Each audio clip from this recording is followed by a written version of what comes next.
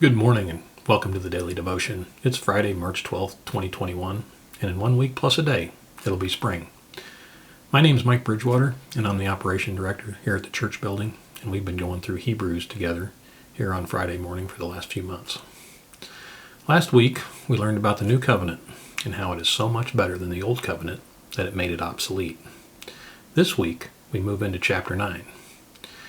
And when I started studying this last Saturday, I was once again faced with making the decision about what to talk about for a few minutes. There is so much good stuff here in chapter 9.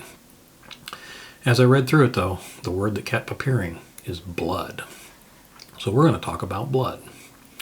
It says here in chapter 9, verse 22, it says, "Without the shedding of blood, there is no forgiveness."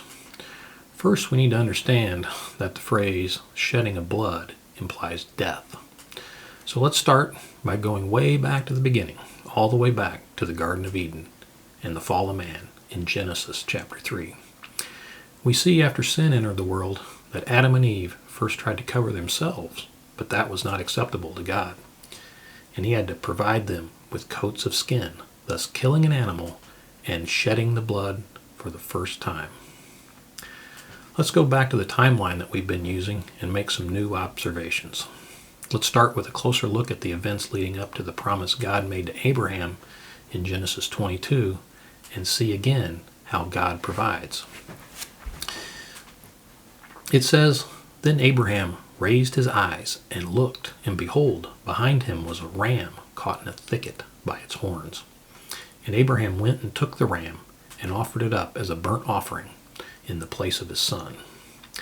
Verse 14 goes on to say, "And Abraham named that place, the Lord will provide. And it is said to this day, on the mountain on which the Lord will be provided." We see at the giving of the promise to Abraham that he kills a ram, he sheds the blood, and makes an offering to the Lord. Let's move a little further down in chapter 9 of Hebrews to verse 18. The writer says, "Therefore even the first covenant was not inaugurated without blood." So let's take a look in Exodus when the people of Israel confirmed the covenant with God. It says in Exodus chapter 24, we read in verses 5 through 8, "And he sent young men of the sons of Israel, and they offered burnt offerings and sacrificed bulls as peace offerings to the Lord. Moses took half of the blood and put it in the basins, and the other half of the blood he sprinkled on the altar.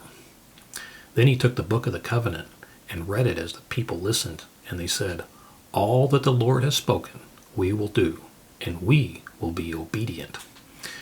So Moses took the blood and sprinkled it on the people and said, 'Behold the blood of the covenant which the Lord has made with you in accordance with all these words.'" So let's now look at the inauguration of the new covenant. Last week we saw in Luke 22 at the Last Supper, Jesus say, "This cup which is poured out for you is the new covenant in my blood." When we look at those last few hours on that last day when Jesus died, we see that he did pour out his blood. It starts in the Garden of Gethsemane. A little further down in Luke 22, in verse 44, it says, "And being in agony, he was praying very fervently, and his sweat became like drops of blood falling down upon the ground." And later we see a few more details in John chapter 19. In verse 1, Pilate has him flogged. There were a couple purposes for the flogging. Its primary function was to humiliate. You were stripped down, strung up on a post, and basically beaten senseless with a multi-ended whip, which ends had embedded with pieces of bone and metal to rip the flesh off your backside. Secondarily, it weakened the condemned due to the blood loss, so that the time it took on the cross would be shortened. We know that Jesus had been weakened. He wasn't able to carry his own cross. Later in John 19 verse 34, we read, "Yet one of the soldiers pierced his side with a spear, and immediately blood and water came out." When you're hanging on a cross, you basically suffocate under your own weight. And during the process of suffocation, your body tissues start breaking down due to the low oxygen levels. This results in pericardial and pleural effusion, the buildup of water around your heart and lungs. It wasn't that Jesus shed a teaspoon or a cup of his blood. It was all poured out when he died on the cross, and thus inaugurating the new covenant. A few weeks ago, Jeff preached on the Passover.